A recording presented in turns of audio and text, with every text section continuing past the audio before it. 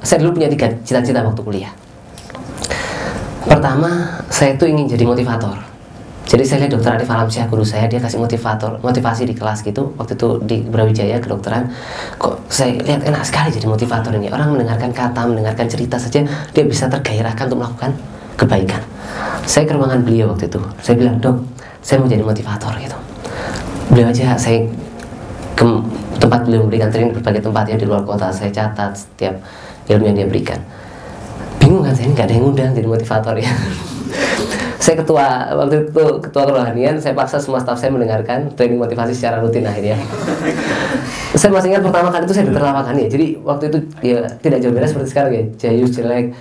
Terus teman saya tertawa, tapi waktu itu saya tetap berusaha confident. Tapi apa yang terjadi 4 tahun kemudian ya? Alhamdulillah dengan karunia Allah ya, Allah berikan itu kenikmatan menggapai cita-cita saya sebagai seorang motivator ya. Jadi impact perusahaan training consulting kami kurang lebih mendapat 30-50 invitasi setiap bulan. Termasuk saya alhamdulillah mendapatkan kesempatan memberikan training di 12 negara ya. Termasuk alhamdulillah dan waktu dekat memberikan training di Georgia dan Cina. Dan saya berkesempatan memberikan training 2 dari 3 universitas terbaik dunia. Tidak bermaksud menyombongkan diri, hanya ingin memamerkan saja. Saya pernah ingin jadi seorang pengusaha ya. Jadi kalau materi entrepreneur, sebenarnya kakak saya yang nomor 2 itu lebih tepat menjadi pemateri. Namanya Wildan, lulusnya 7 tahun ya. Tapi saya optimis sekali ya, asetnya dia di usia 27 tahun sekarang, itu ketika lulus kuliah, itu mungkin paling besar di angkatannya di universitas. Dia pernah tanya sama saya gini, "Gamal, kalau kamu dokter, kamu kerja di rumah sakit yang bagus, setiap bulan dapat berapa?" Dia bilang, "Dapat 5-10 juta misal." Saya sudah ambil yang paling tinggi 10 juta. Setahun dapat berapa? 120 juta. 10 tahun 1,2 M. Itu kalau ngomongnya nggak dipakai apa-apa ya. Terus beliau tunjuk itu, jadi kerja 10 tahun baru bisa beli rumah kecil di dekat rumah kami waktu itu.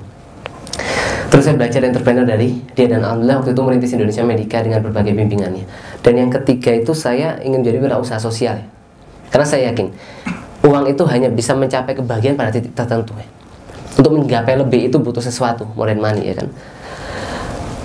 Itu saya ibaratkan seperti membuka botol aqua ini.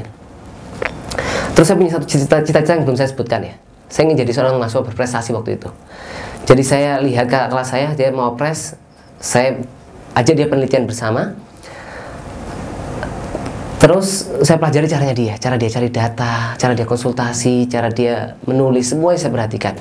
Saya lakukan hal yang sama. Dan waktu setahun alhamdulillah saya mendapatkan 12 penghargaan ilmiah. Teorinya seperti tutup botol.